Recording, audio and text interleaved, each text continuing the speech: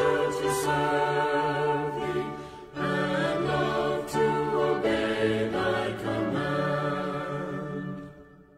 When dark clouds of trouble hang o'er us, and threaten our peace to destroy, there is hope smiling brightly before us, and we know that deliverance is nigh.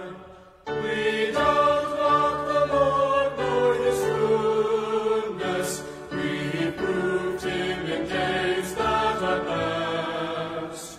The wicked who fight against Zion will surely be smitten at last.